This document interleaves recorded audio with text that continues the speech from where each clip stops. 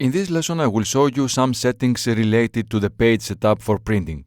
Specifically, I will show you how you can set the page margins, orientation, and how you can scale your print. It's important to note that all these settings are different for each worksheet within the workbook. That is, if you set the margins for one worksheet, these settings do not automatically apply to the others. You need to set them separately for each worksheet. The same goes for orientation and scale. And remember that zoom also is different for each worksheet. Let's first look at the margin worksheets. Notice that the active worksheet is Europe, so whatever I do, it is applied to this worksheet. From the File tab, I will click on Print, and in the lower right corner of the preview, I will click on the Show Margins icon. Margins work the same way as they do in a Word document. That is, there is a margin for each side of the page and margins for headers and footers. Margins' job is to prevent printing close to the end of the paper. Most printers can't print very close to the edge, so the margins will make sure that there is no data there at the very edge of the paper. When these lines are visible, I can change the margins using these lines. I will grab the right margin and drag it as far right as the preview allows. Notice that I can't go more than that because that would be too close to the edge of the printer, to the edge of the paper. Also notice that now there is more space available to the page, so another column appeared here. This is something that you might want quite often, so keep that in mind. If I now want to set the margins in a more specific way, I can do so from the page setup. Here in the preview I'm already in, there is the relevant link, so I will click on the page setup and I will move to the margins tab. Here I can set the margins, and there are two other settings that I will show you, but I will show you them in a future lesson. Notice that the right margins here is different from the left because I changed the right margin a moment ago. I will change the right margin to 2.5 and I will click OK here. Notice that the line of the right margin moved inwards and I see less columns in the preview because they no longer fit on the page.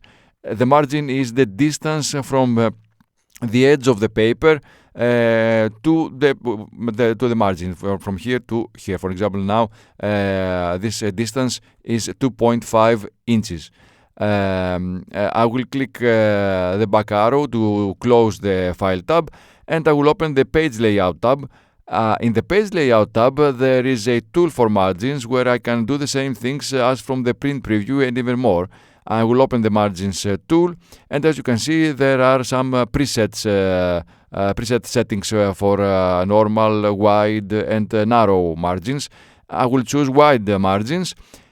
Before I proceed, let me point out the dashed line I showed you in the previous lesson.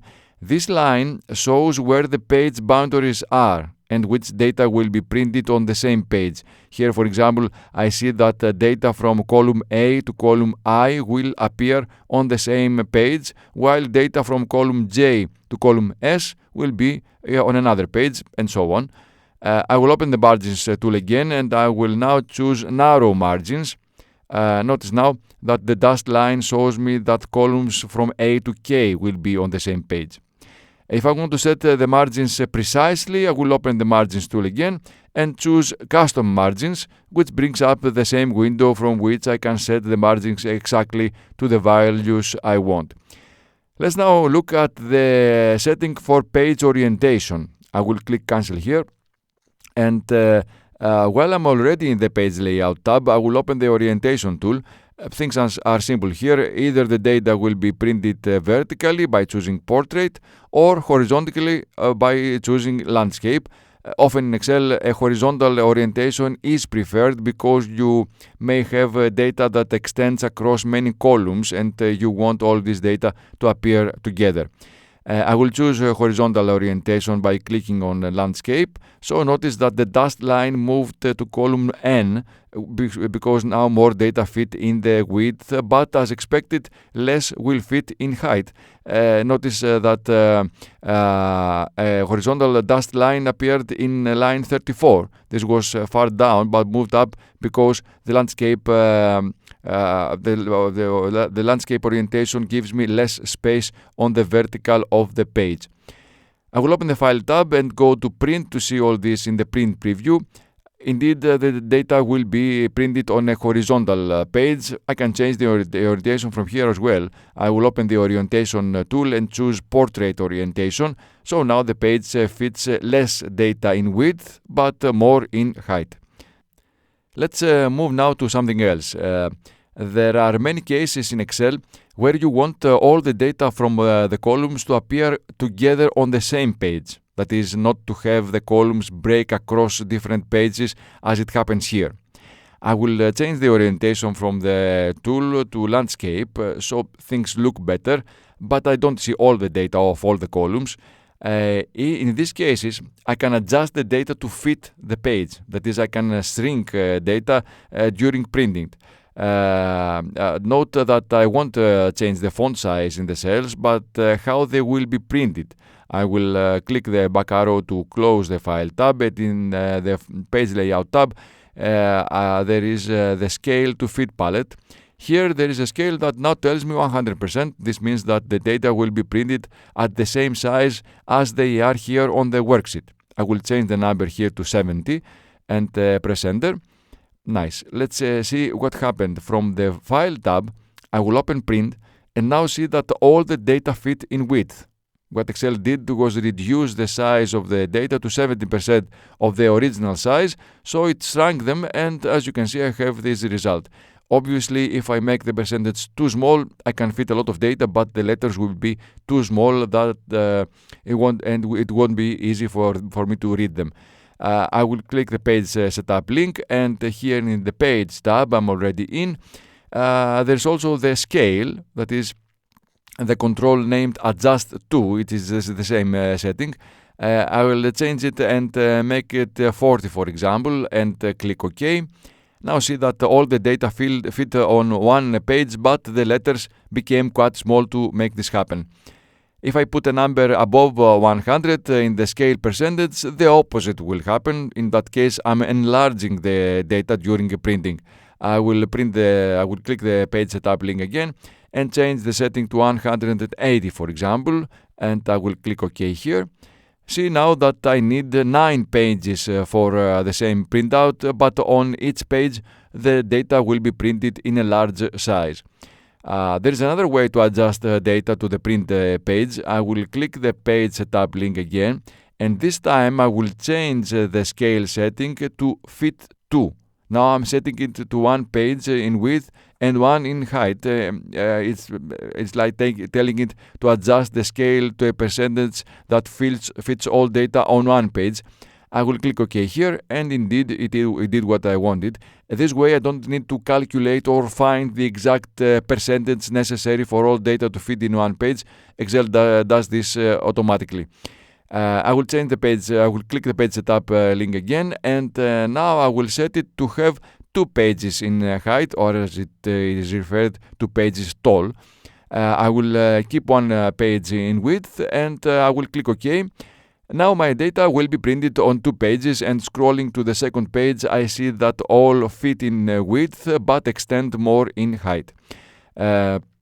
All this can also be done from the Page Layout tab. When I'm not in the print preview, I'll press the back arrow to close the File tab, and in the Page Layout tab, in the Scale to Fit palette, I have the same settings. Now the scale is inactive because I have set width and height from the above.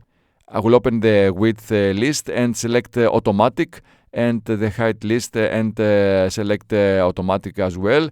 So this way I deactivated the setting for width and height, and I can now work again with the scale. If the dialog box you saw earlier suits you better, you can click on the button that displays the dialog box of the palette so that you can adjust the settings from here. Let me emphasize on a difference that can cause confusion. The print scale is different from the zoom you saw in a previous lesson. I'll set the scale to 50% here and press Enter. As you can see visually on my screen, nothing changed. I will now go to the View tab, click on the Zoom tool and select 200% here, and I will click OK. I will return to the page layout tab where the print scale is still at 50%. So choosing how I want to view my data on the screen is done from the zoom palette, and choosing how I want them to be printed is done from the scale to fit palette. These are two different and independent settings. One last option of interest is setting the paper size for printing your data. I will open the size tool, and from here I have the standard paper sizes, while by clicking more paper sizes I can make the same settings here from the paper size list.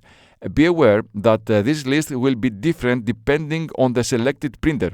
Some printers can print on some paper sizes and others to a different set of paper sizes. So if you don't see a paper size that in this list, this means that the default printer cannot print on that paper size you want. All the settings you have seen in this lesson are located here in the page layout tab and in the tools for margins, orientation, size, and in the scale to fit palette. Let me remind you again of what I said at the beginning of the lesson. All these settings apply to the current worksheet, which now is the Europe worksheet. The North America worksheet has its own settings. That's all for this lesson. Thank you for watching.